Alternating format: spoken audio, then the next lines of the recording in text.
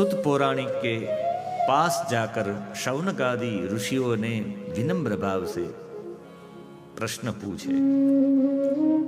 क्या आपसे हम पूछना चाहते हैं प्रभु, ये विविध क्लेशों से आक्रांत है ये जीव अशुद्ध हो गया है।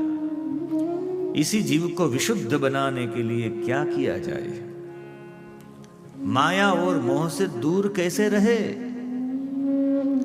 यदि पूरे जीवन में पावन से पावन, पवित्र, सबको पवित्र करने वाला यदि कोई साधन हो, शाश्वत साधन, निरंतर सबको पवित्र बनाए, इनके साथ सबका कल्याण करे और भगवान श्री कृष्ण की प्राप्ति कराए, ऐसा कोई हमें साधन बताइए प्रभु।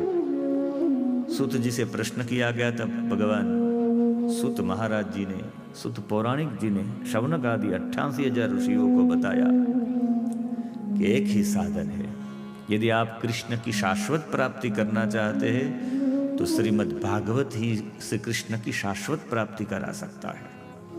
यदि निरंतर भागवत जी को सुनते ही रहे, निरंतर यदि भागवत जी का श्रवण करते ही रहे, निरंतर भागवत जी का पठन करते ही रहे, तो कृष्ण की प्राप्ति अवश्य हो जाएगी। वही कृष्ण आपको शाश्वत रूप में प्राप्त होगा, वही कृष्ण आपको ज्ञान के रूप में प्राप्त होगा, वही कृष्ण आपको आनंद के रूप में प्राप्त होगा। सृष्टि का मूल कारण भी आपको मालूम हो जाएगा। या तो आपके सभी दुख दर्द मिट जाएंगे तो समझ लेना चाहिए कृष्ण की प्राप्ति हो गई। ये कि दुखों का विस्मरण हो गया तो समझ लेना चाहिए कन्हैया पास में आ गया है। दुख रहेंगे, ऐसा नहीं दुख चले जाएंगे, लेकिन दुख होने के बाद भी दुखी नहीं हो पाएंगे आप, समझ लेना चाहिए कृष्ण आ गए हैं। दुख होने के बाद भी दुख की प्राप्ति न होना, यह सबसे बड़ी उपलब्धि है। उनकी गणना ही नहीं करना, दुख होने के बाद भी सुख में रहना, यही मोक्ष है।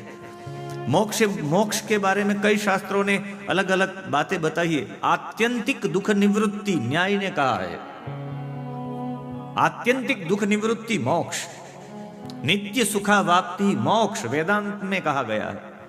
यही मुक्ति है। तो कृष्ण की प्राप्ति ही मुक्ति है।